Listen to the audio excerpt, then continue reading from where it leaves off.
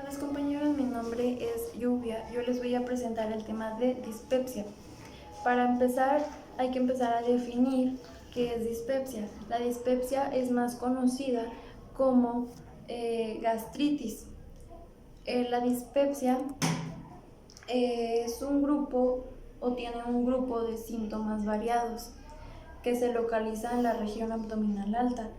La parte abdominal anatómicamente se divide en dos porciones, las partes altas y las partes bajas. Aclarando, la dispepsia no es un síntoma, sino una patología como tal.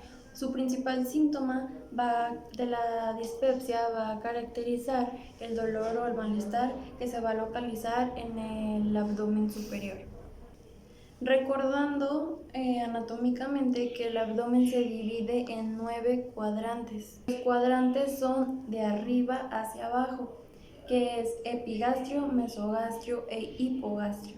Los dos superiores localizados a los lados del epigastrio se llaman hipocondrios derecho e izquierdo. Los dos laterales, que sería a los lados del mesogastrio, se llamarán flancos derecho e izquierdo. Los dos inferiores localizados a los lados del hipogastrio se llamarán fosas ilíacas izquierda y derecha. El dolor o el malestar se va a localizar en el epigastrio. En algunos casos se encontrará desviado a lo que sería el hipocondrio de la parte izquierda. Hablando ya de los síntomas de la dispepsia, son la presencia de gases intestinales o las flatulencias, la saciedad precoz. Esto quiere decir que el paciente con poca ingesta de alimentos se siente lleno después de haber comido. Presenta de igual manera náuseas y anorexia, regurgitación y eructos, igualmente pirosis. Las causas son los medicamentos. Dentro de los medicamentos, los más comunes son los AINES. Otra de las causas son los trastornos de la vía biliar, como lo son la pancreatitis crónica y el cáncer de páncreas. Otra causa son los trastornos que afecta a la luz del tubo digestivo. Encontramos cosas como la intolerancia alimentaria y la enfermedad úlcero-péptica. La siguiente causa son los trastornos sistémicos. Los más característicos son los pacientes diabéticos y pacientes con enfermedad tiroidea. La intolerancia alimentaria tiene como consecuencia la irritación de la mucosa o una úlcera preexistente. Otros alimentos o otras sustancias que pueden provocar una irritación de mucosa es el café, el comino, la pimienta, entre otras sustancias. Los medicamentos pueden provocar una lesión directa o una alteración de motilidad gástrica. Si esta enfermedad persiste o sigue persistiendo, se puede generar una úlcera péptica. Aquí sería que el paciente no siguió las indicaciones como tal, como lo son los hábitos higiénico-dietéticos. Al no seguir los hábitos higiénico-dietéticos, genera una úlcera péptica. Ahora bien, si persiste la úlcera péptica, pues esta nos puede desembocar una enfermedad más peligrosa y más grave, como lo es el cáncer gástrico o esofágico. El 5% de la población afecta a personas ya menores de los 45 años. Aumenta el riesgo si el paciente ya ha tenido cirugías gástricas o familiares con cáncer. Otro riesgo sería la infección por Helicobacter pylori. La investigación para un paciente con dispepsia implica la anamnesis y una exploración física. Aquí el paciente nos tiene que explicar su dolor, de qué tipo es el dolor, y también de igual manera nos tiene que localizar el dolor y preguntarle con qué frecuencia o cada cuándo sufre de este dolor.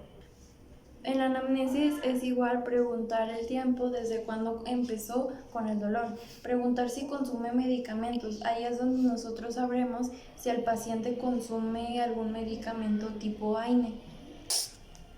Buscar señales de alarma como la pérdida de peso, la disfagia progresiva, el vómito persistente, hemorragia digestiva y anemia injustificada. Aquí hablando sobre el Helicobacter pylori, la bacteria es capaz de sobrevivir a la acidez del estómago. Se cree que un 15% produce enfermedad ulcerosa péptica por dispepsia y a la vez son producidas por Helicobacter pylori.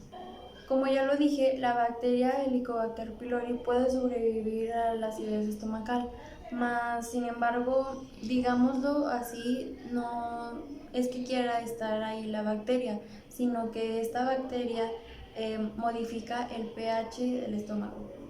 Al momento en el que la bacteria modifica el pH, produce la gastritis atrófica.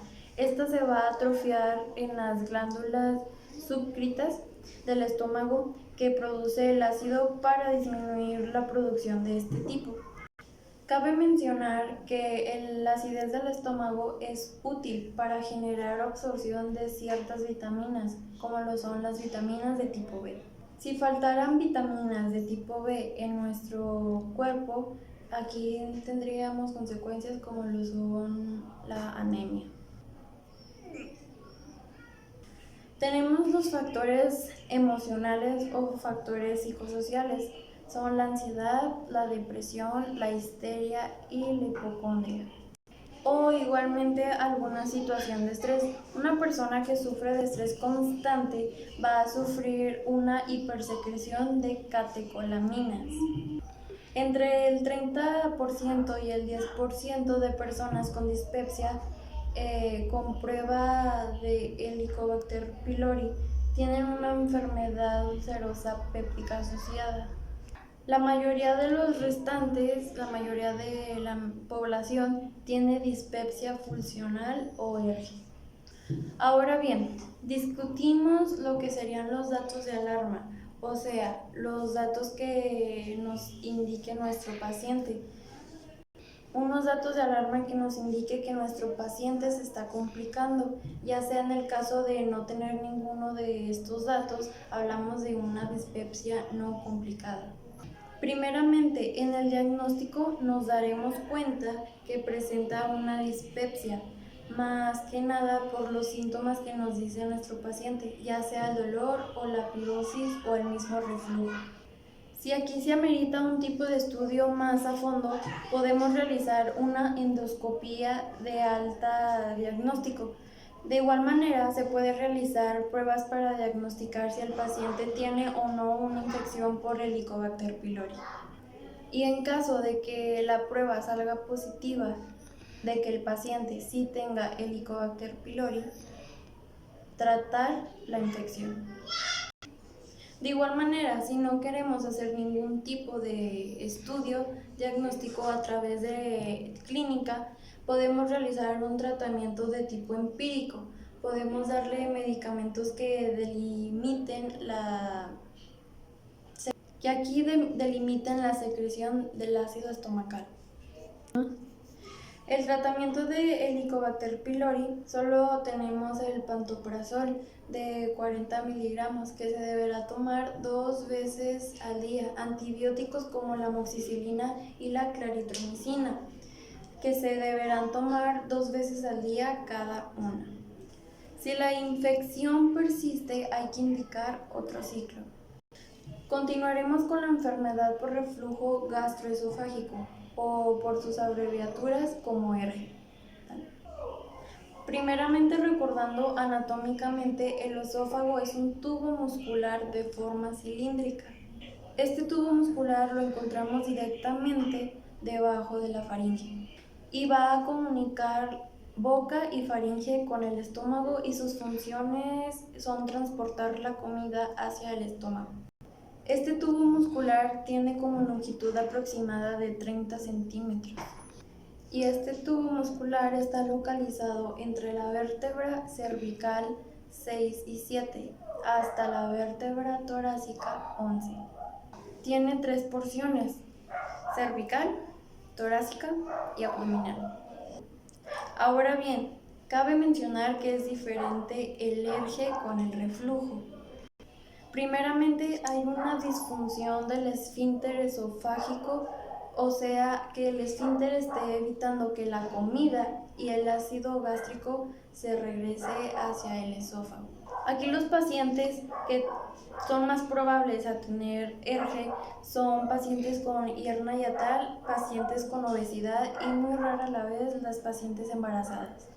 Eso es todo de mi parte. Muchas gracias por su atención.